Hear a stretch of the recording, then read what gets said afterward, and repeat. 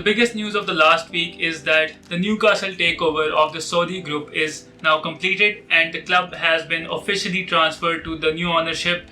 The club new director, Amanda Staveley, has stated in a recent interview that Newcastle will be looking to challenge for the top spot in the Premier League for the coming seasons, and that is a very good and positive statement for somebody who is going to be in charge of a lot of activities in the club. Now, for the reason today we're going to discuss top 5 players that Newcastle United can realistically sign in the January transfer window, considering their spend of 20 million on Joe Willock in the summer transfer window was the lowest among the top 20 clubs in the English top flight. So to start off, the first name on my list is Philippe Coutinho from Barcelona. What do you think about this transfer? You have a great list there because you're starting off with a player that I had on my list as well, Philippe Coutinho. Now, just to put things in perspective, the way I'm looking at it is, you're absolutely right. They don't have any department where they have leaders or world-class talent. Now, reminiscent of what Manchester City did way back when, we want to go ahead and just kind of replicate that, because obviously, as we know now, Manchester City has had success with their formula of bringing in high-class players. Now, with that said, Philippe Coutinho, by no stretch of the imagination, is in the upper echelons of players right now. But the guy's got talent. It's almost a Rubinho-esque move for Newcastle United, similar to when he moved to Manchester City. A player who is obviously known for his talents, but is considered slightly past his prime. So I feel like, again, considering the financial situation that Barcelona is in, this is going to be relatively cheap, considering if he's to move to the Geordies, moving to Newcastle United, it's got to make sense. Right, so Philippe Coutinho for me is the perfect signing up front. Right, whether he's playing from again, considering the formation that Newcastle United actually went with in their last match, which was essentially 4-1-4-1, and we can slightly switch it up and push up the wide midfielders upwards. I think Coutinho could be a great addition to, and again, a realistic addition to the Newcastle side. Moving on to the second player is a slightly forgotten man. That is Mikkel Damsgaard. After scoring that sensational free kick against England in the semi-final at the Euros, he has been forgotten about by a lot of fans. But I think that there is a lot of spark and talent in those feet, and the Denmark star man can become a great player for whichever club he plays for. He just needs a good manager to get the best out of his abilities and to polish him to become that, to take that next step into a borderline world-class player. So that is my next move. What do you think about this? I think it's a good move. Again, going into the midfield department, I'm thinking someone along the lines of Donny van de Beek. Now, again, I'm going back to the realistic approach. A player who is not wanted at his current club, a very high-class talent.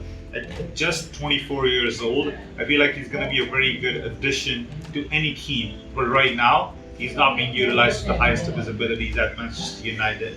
Now, obviously, Mikkel Damsgaard is a world-known talent right now because of his performance in the Euros, but he's playing for Sampdoria, right? A team who is not well known for producing world-class talents, right? They have been sporadically providing us with great fun matches to watch. Again, Fabio Carguerella playing up top, it's amazing to watch.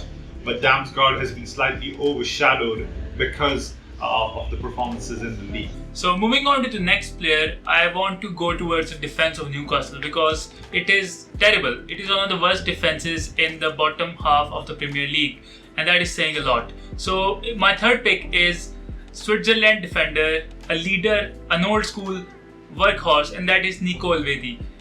Borussia Mönchengladbach had a brilliant season last time around again, and he was the centerpiece of the club performing well because he provides such a solid backline to the club to build on that Borussia Mönchengladbach finish in the top half of the Bundesliga season after season.